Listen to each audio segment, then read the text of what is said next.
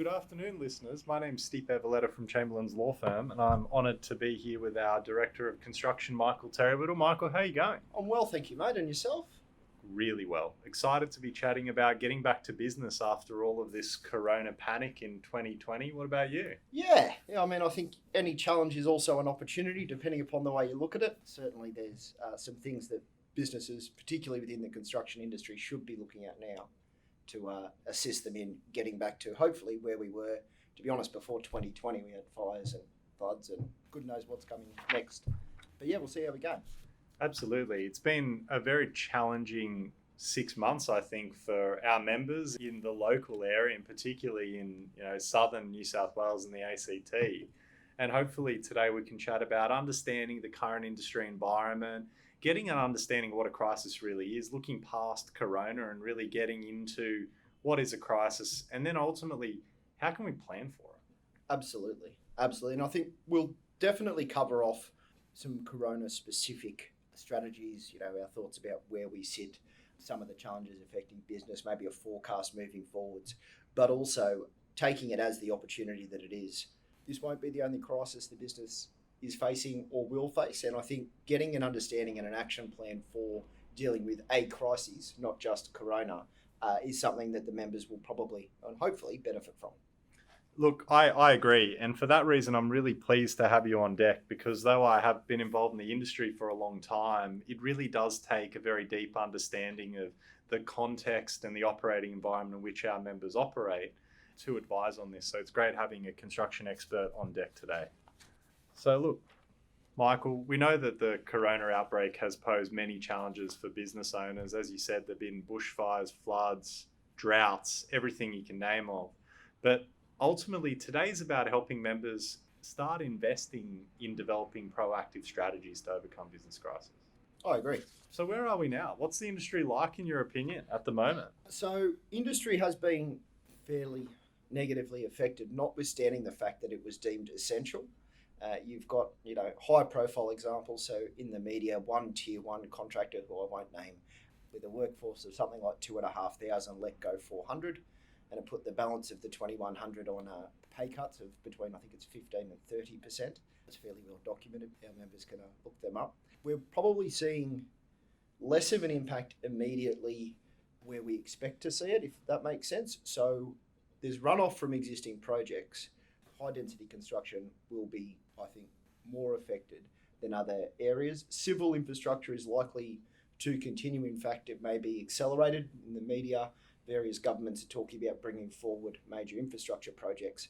But truly, infrastructure only services a very small sector of the industry. I think you'll see it in high density, and when high density falls, low density all of a sudden has a lot more competition. If your bigger players can't be building massive unit complexes, they start to look into typically the top end of low density residential construction, and that has a flow on effect back down through. So a mixed bag for a lot of our members in the ACT and New South Wales southern regions. I was actually quite interested to read a fact sheet that the HIA put out a couple of weeks ago about this. It seems that low density and renovations might then have some breathing room now, so a good opportunity to plan. Absolutely. So that being said, what is a business crisis? Looking past the corona crisis of 2020, when does a problem become a crisis? Look, I think a crisis is anything that a business is unprepared for. And so corona, everyone has to stay home, kids can't go to school, pretty easy to identify. But I think it was either, I'm getting confused, but it might have even been this February or the February of last year, particularly say up in Sydney, it rained for a month straight. Yeah. So that's inclement weather for 20 days straight. Most typically, if our members are using the HIA contracts, they have an ability to claim an extension of time for inclement weather. But 20 days straight plays all sorts of havoc with your work programming. So I think any crisis is anything that the business hadn't anticipated. Right. So an unexpected problem which puts the stability or viability of the business at actual risk, something more than just a temporary issue. Correct. Yeah, look, I can see why it's such a difficult thing for our members to always have the time to appreciate and understand, because so many of them there are out on site working for their clients or working in their business. And it's difficult to completely appreciate when a problem might escalate to a point where it's out of their control, or to appreciate a problem that is out of their control that hasn't yet come into their sphere of influence. And ultimately, I hope today in our conversation, we can leave members with some tips so that they don't leave these things unaddressed and not let issues get permanently out of control and damage their business in a way where they just can't recover from it. I agree. And I think I might have mentioned earlier, it's a challenge dealing with Corona, but it's also an opportunity.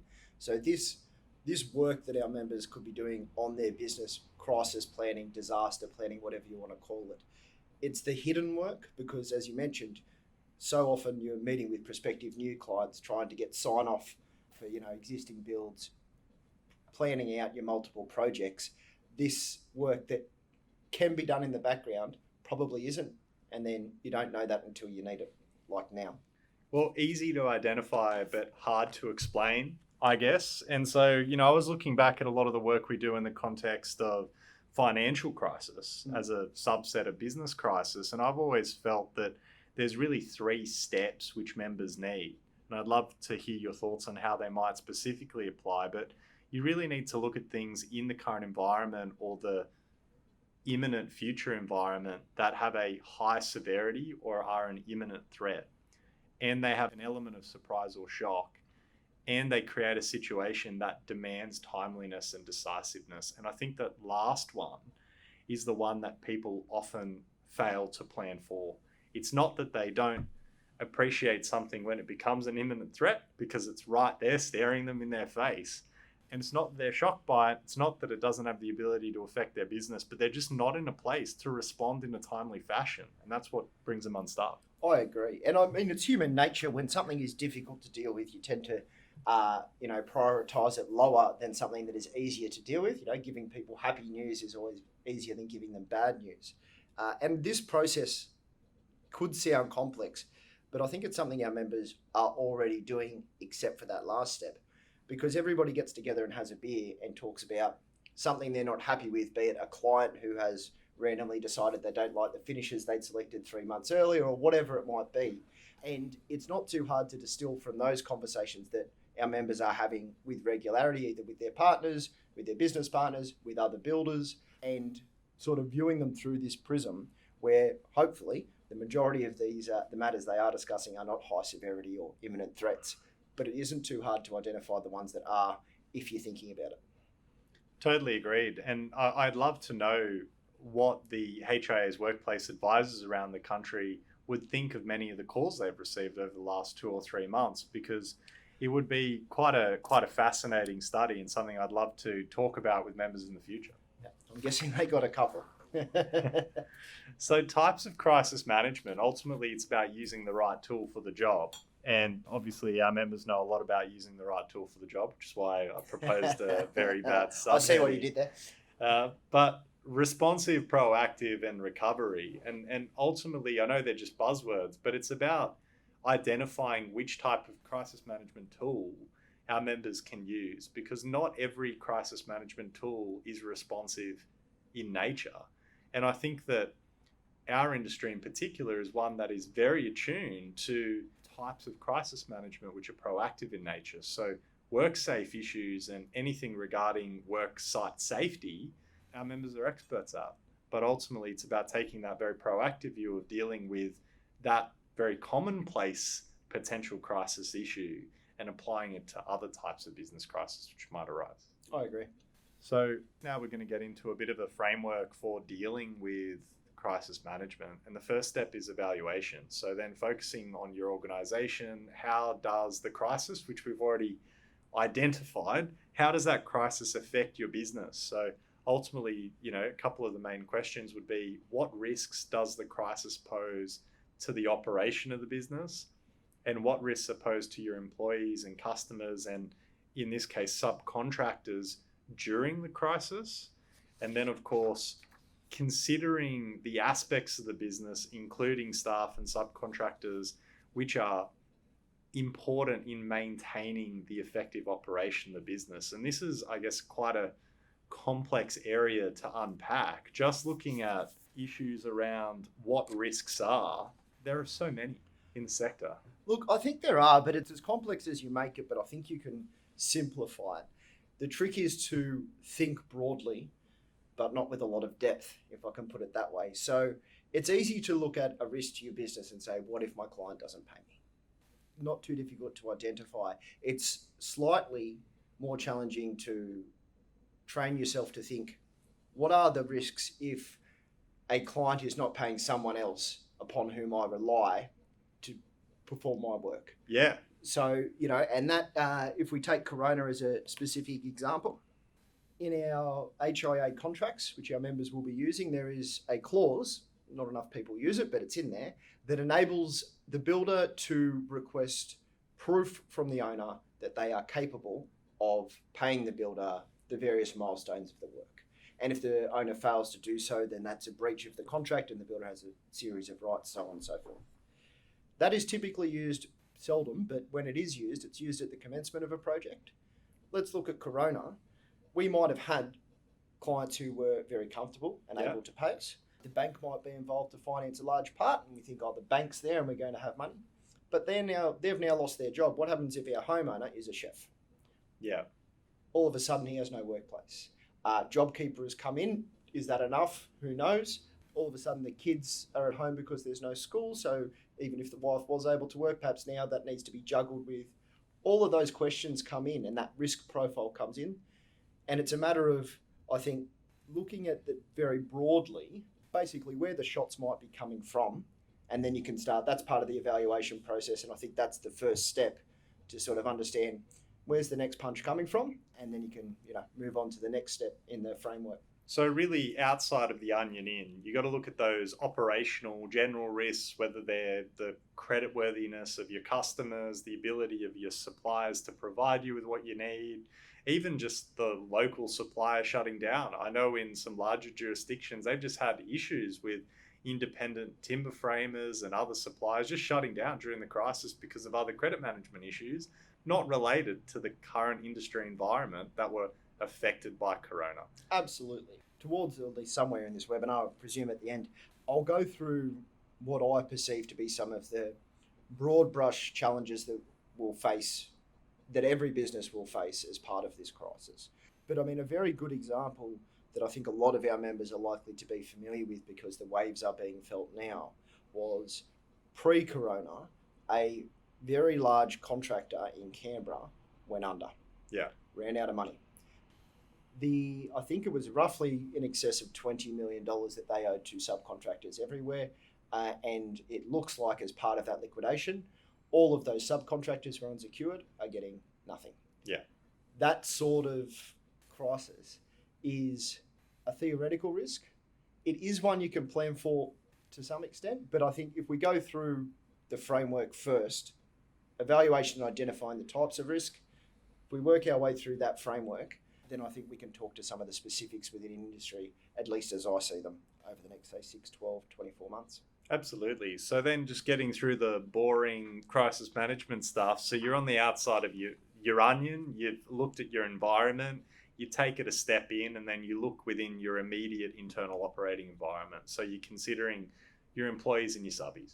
Yep. And I say subbies as an internal risk because ultimately, as builders, particularly low-rise builders, as many of our members are, they're going to have a real need for individuals to help them on a day-to-day basis. And if they have health issues, if they are unable to sustain their income and they have mental problems, they're just unable to come to work, then they're going to have to consider what aspects of the business they're going to need to bolster to make sure they have their operations intact. So that might be as simple as management processes, HR resources, payroll, but it could also just be a very personal thing. For a lot of our members, it could be looking at those people who are within the second layer of the onion and going, look, I'm just going to reach out to Michael. I'm going to make sure he's okay. I'm going to ask him how he's going. Is he making enough money? Is he going to be a risk to me as part of this greater business crisis? And then looking at internally, how does it affect revenues? How does it affect the top line? Will I actually start running out of pipeline? And as you mentioned earlier, there are going to be some issues, particularly for those in the medium to high density sector, potentially supply. And if we get really unlucky, potentially even for our low density members in how their revenue streams are going to be affected. And then again, how does that top line issue affect bottom line problems? Can our members pay their taxes? Are they going to start getting squeezed from both sides? If they've got yards, if they've got leases, what are all those things going to be? And how are they going to exert pressure from both sides, both internally and externally, on the viability of their business? And only once they've evaluated all that can they start moving to formulating a plan. I agree. And the process, and obviously we, as part of our role as lawyers, we do a very deep dive into these types of matters. One of the reasons we're giving a webinar. It can sound more complex than it is, because if anybody sits down and starts to think through their business, you can do it with a pad and a pen, or, over a beer, and however you like to. Yeah. It's not too difficult to identify the types of things that are coming. The evaluation process is really just an investment of time, not any truly specific expertise that our members don't already have, because they know their own business. Absolutely. And I think it's as much about habit as it is about capacity, because when we move on to the second step, which is the formulation of plans, I would say most of our members are actually very adept. The construction industry, as far as safe work plans, dealing with subcontractors, dealing with suppliers, managing expenses, really basic aspects of formulating any business plan, but particularly business crisis management plans, are so intrinsically part of what any successful member is doing day to day. And so it's really isn't it just linking those skills they already have to that session they had with their mate at the pub or with their spouse on the back deck on a Sunday, thinking in a different way about their business. I agree. I mean, something goes wrong on every job. So there is, if you like, a mini crisis on every job. And I think our members are exceptionally well placed to take their problem solving skills that they are deploying literally, I would suggest, on every job, sometimes multiple times per job, depending upon who the homeowner is, or the client, or the developer, and just applying that to this business case and the crisis management or disaster planning, whatever you might call it. Yeah, absolutely. And then very quickly moving on to the third phase, which is initiating. I mean, that's really just about getting off the mark without spinning the wheels. For a lot of members, without getting into the legal or business consulting sort of mumbo jumbo, a lot of that is about finding the energy at the end of a long day or a long week to turn around and go, well, I've already done my formulation and implementation of plans around all the changes to safe work and all the occupational health and safety issues, or getting my compliance up to date with changing tax regulations or opportunities that have come up as a result of the corona crisis. But then just having the energy and the capacity to start applying that same level of energy to other more subtle potential business crises, because not every business crisis is a global pandemic or fire. Correct. And not every crisis requires instant action, particularly if you are, disaster planning for something that might occur later. Absolutely. And again, it's keeping this as simple as possible. Initiate could encapsulate things like, you've identified, I might have a problem if the person, if my supplier goes under. Yeah. Initiate might be a telephone call with them, just on a very friendly basis, also going, and how's business? Yeah. That initiate can be as that simple, depending upon what you have evaluated as being the risk or the crisis that the business might be threatened by. Yeah, absolutely. And even, with respect to new work strategies, I feel our members are great at this, again, when it comes to an occupational health and safety issue, but taking that step to dealing with the proactive planning around financial risks, or, even agency and environmental type risks. So, government's changing regulation for licensing, which is a very hot topic with our members from time to time, getting ready, so to use licensing is a very bad example, but it could be a crisis for some older members who are currently in unlicensed areas of operation. And if they haven't gone back and done any CPD because they're in an unlicensed format, they're currently not using the resources available to them, something that might be a genuine crisis for a member could well be sitting a test. Absolutely. I've had that, and I've assisted quite a few members with that process. One particular comes to mind, has been building for 10 years, has never had a complaint, never had, obviously no claim on the warranties or anything else like that, but also hasn't sat an exam in 10 years, let his license lapse because he didn't realise it was coming back, and then had to go and sit the exam and failed it by half a mark, and then got to sit the re-exam, which they let you do, and then failed that again by half a mark, different question, and his answer was actually more right, in my view, and this is what we argued in court successfully, than the marker had allowed, which got us the extra mark. In fact, that was probably appropriate across multiple answers that that particular member gave. Tough marker, but certainly that can be a crisis. And if you're following through your framework about evaluating, initiating, that sort of thing, can be as simple as diarising when your license is up for renewal, so you're not going to be sitting an exam unless that's what you're into. Absolutely. And then obviously in the final piece, and this is a piece of the puzzle I think that, you know, members, like all of us in our businesses, could do better at. And it's the delegation piece. I think that we are so used to giving work to people that are involved in our business, employees and subbies, who know exactly what they're doing.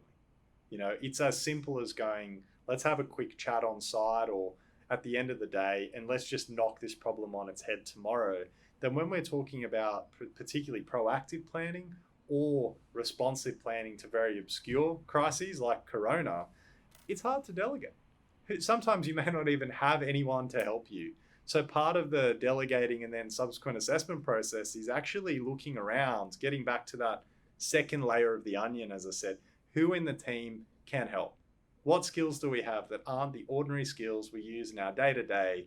And what can we do to build the starting lineup to help us play a different type of game? Because ultimately, a lot of the work we're doing is about things we're not dealing with day-to-day. And that's the challenge people are having. Absolutely. Absolutely. Delegating can be hard, particularly if you're like me and you're a bit of a control freak. You tend to want to do everything personally yourself. But it's a key aspect of any effective crisis management plan, because there will be too much, and particularly when something does happen, you're going to find that you're required in more than one place at once. And so if there's one of those places you don't personally need to be, don't be. Absolutely. And I think this is where, at least on my observation, our members are pretty good at reaching out to the HIA and chatting to a workplace advisor or even chatting to their own independent advisors. But I think this is about really taking it a step further. So, you know, if you have a mate who's a lawyer, I'm not saying use us, but if you do, please do. But if you've got a mate who's a lawyer and you've got a question, ask him. Yeah. If your accountant has given you some advice, it may be worth actually considering, can I afford to delegate part of that work to the accountant, rather than waiting for the end of the month and then going, oh no, I've missed this, or it's created a greater issue which exacerbates a crisis. So delegating doesn't have to be always to your employees, but applying a realistic and smart view as to what is the best way to spend your money, deal with your time and your stress, will help members delegate. I agree. I agree. Well, this is the bit I guess I've been really excited about, particularly in having you in the room today, Michael.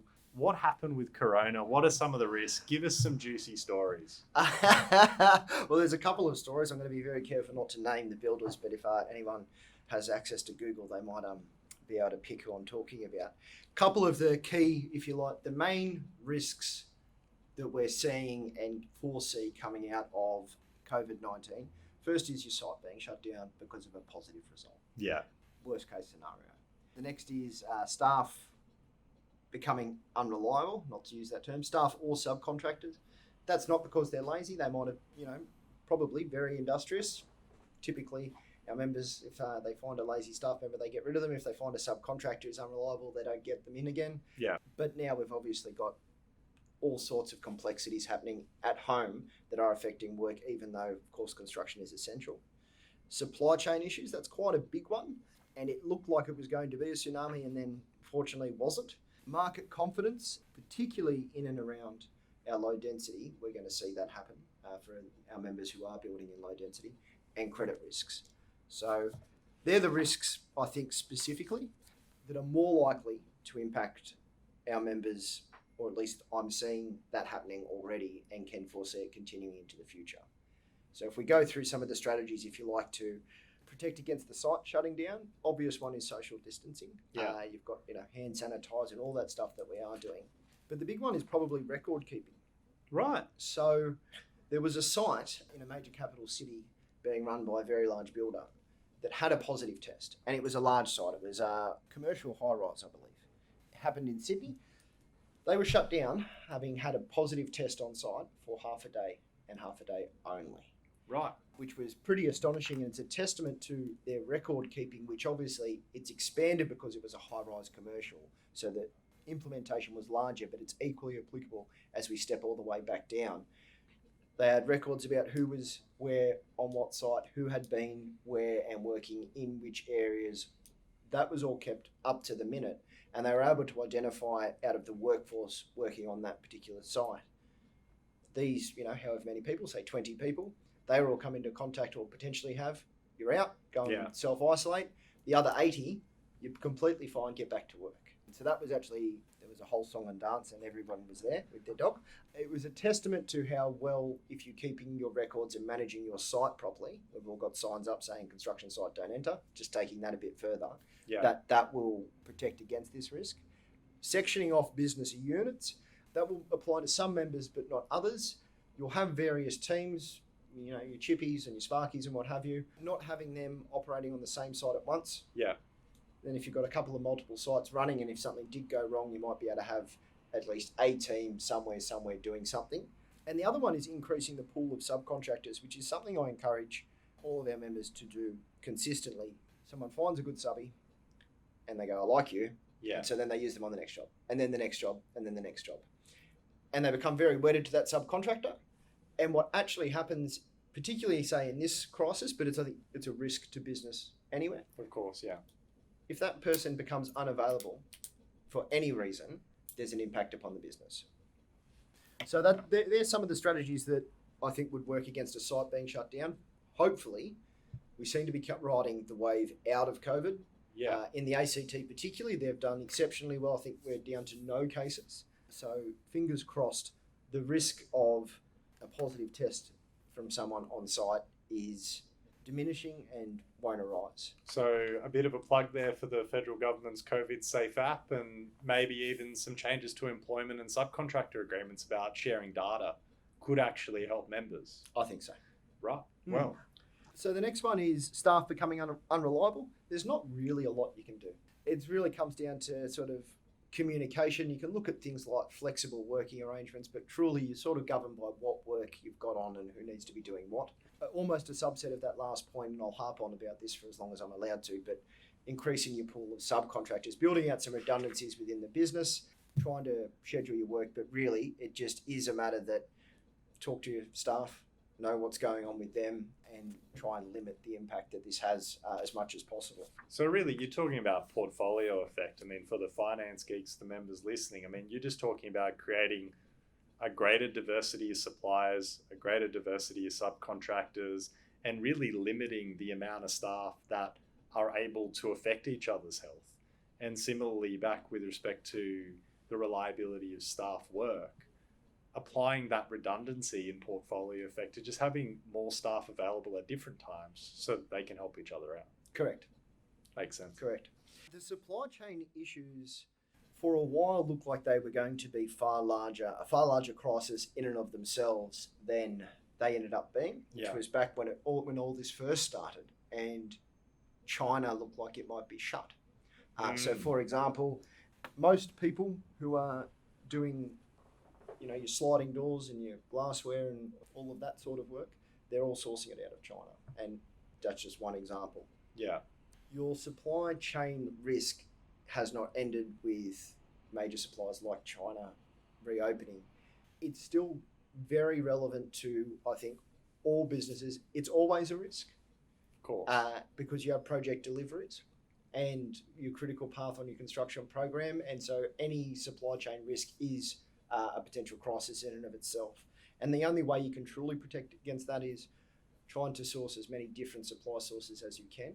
And again, subset of use heaps and diverse subbies, which I'll continue to go on about, and staying on top of your contract administration. So, for example, one of my clients is a glass and aluminium doors supplier, predominantly to residential, medium density, does some hospital works and that sort of thing. One of the clauses that's in their contracts that any of our members who are building in that sort of medium to high density space will see is you won't be able to be paid for materials until they are fixed into the job. Right. Fairly common clause. Most people don't look twice at it. What happens then is If you have a supply chain issue and you're the one supplying those materials, Right. you may have a really big job because you've paid for them. Good luck getting them back. Okay. And you are lumped in being unable to be paid for them. You've created a mini cash flow crisis overnight. Wow. Simply staying on top of your contract admin, reading that clause. If you reach out to most people that you're dealing with, most parties one up the contractual chain, so be that the principal builder or the developer. If you say to them, hey, why don't we put in a clause that says if I get these materials, if I'm unable to provide those materials, but I've placed a down order and I've got reasonable costs, you can pay me. They'll be open to that. Things like if they're going to shut down the site, so let's go back to the agency risk of a site shutdown, but it's not your site, it's somebody else's. Yeah. You haven't done anything wrong, and you've brought in, a few thousand panes of glass or what have you to deal with the next high rise. Can't get paid for them. Yeah. Site shut down for a month. Talking through about, we'll register a security interest over the glass for you and then we can get paid. Just being a little bit flexible in and around your contract administration. Most of that stuff, not overly complex. People sit down on site and work these things out all the time. Yeah. Well, one area though, I must say that I see a lot of issues arise with respect to contract administration in the low density space is when our builder members are dealing with unsophisticated clients who might just be homeowners. And they are loath to engage in the contract administration process themselves in a way they don't want to hear from the builder. So the builder gets out of the habit of dealing with some of these, I guess, progressive issues at each step of the construction and billing process, and they get tripped up, and it might take 2 or 3 months for them to have the opportunity or courage to engage with a homeowner. And so what you're really saying is just about discipline, just getting it done, even if the conversation is a bit awkward. Absolutely, and I would say in 95% of the disputes, and I do quite a lot, that I have acting for builders, they have failed to provide the written notification required of them for a variation. Yeah. And the answer is always, oh yeah, we're on site, and they said, oh, we need this, and we told them it'd be extra, and they said fine. Nobody is following the contract. It's just, it should become part and parcel of your business, and if this crisis, if one of the things that comes out of Corona is bringing that back to the forefront, then that's a win. Absolutely. And so I guess as we're approaching the end of our presentation today, I'd love to hear about, market confidence. Sounds like a pretty ephemeral issue to deal with. Do you have any tips for members around this area? There's no real silver bullet. You can consider word of mouth is always the king of marketing. Yeah. Build something really well, someone else walks down the street and says, oh, I like that. Consider where you can do some alternative marketing. Consider alternate service offerings, particularly if we're talking our low density build. I think a challenge that will come through is market confidence. And what that will see is people not progressing. Yeah. Or not looking to build now, holding off on projects. Is there other works that can be done, minor renovations? Our members will know that better than we will, and it'll be unique to each business. And the other thing is just client engagement. Yeah. If you can reassure your client, maybe they'll go ahead, but there's truly no silver bullet for this one. Unfortunately, market confidence has been dented, and it'll take a while to bounce back. So being flexible, but not digging yourself into a hole that you can't work out of.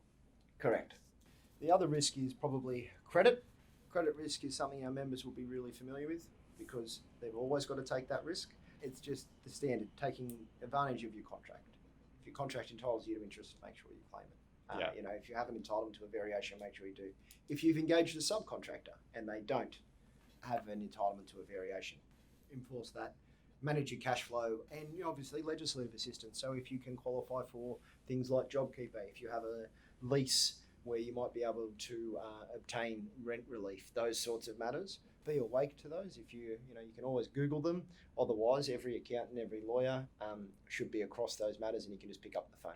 Yeah, absolutely. And one to close it off on is there have also been changes to the Bankruptcy and Corporations Act, which extend the time for compliance with statutory demands and bankruptcy notices. And I know that is a very highly negative, ultra pointy end of the stick issue, but it does mean that even those members that are in quite a bind, if they just get on the phone and chat to their advisor, they've got some breathing room right now. So if they haven't planned around COVID and some of those issues have already crystallized, it's not too late. I agree.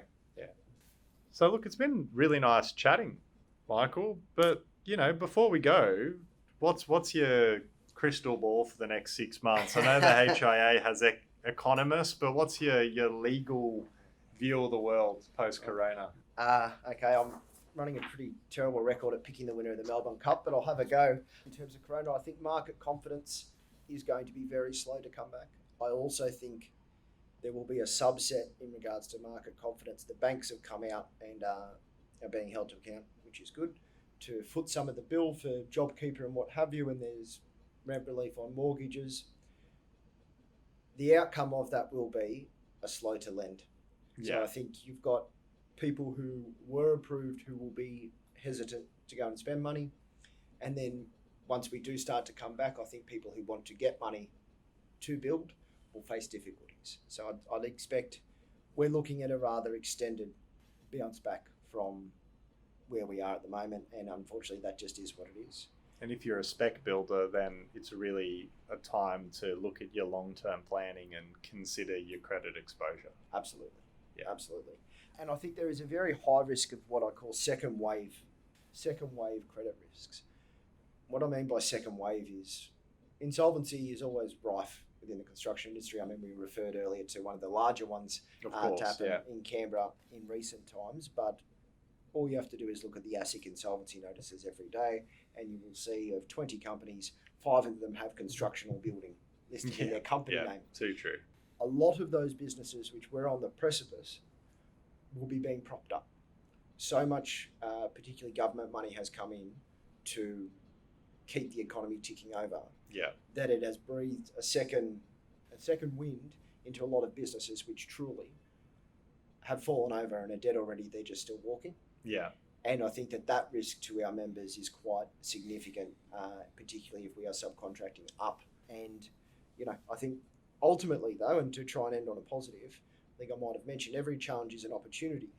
I think any of our members who come through this and can implement a crisis management plan and they do that better than their competitors are going to be really well placed to take advantage when the market does bounce back. I'm reminded back to the GFC, and particularly within New South Wales, what we saw there was the GFC levelled the playing field, and those that had, and they did have to contract, maybe, some, let's talk larger companies, 100 staff, 50 million turnover, they dropped down to some of them 30 or 40 staff and a fraction of that number. But when they came out the other side, the playing field had been levelled, and instead of now tendering against 20 other people, there's 20 jobs and 6 tenderers. So I think there is an opportunity within this. It's a challenging time, but I'm sure we'll all get through it. On that note, let's end it on a positive note. It's been great to chat to you, Michael. Thanks very much. My pleasure. Thank you for listening, members. And on Tuesday, the 2nd of June, we'll have a live Q&A, and Michael and I will be there to answer any questions that you have. Thanks again.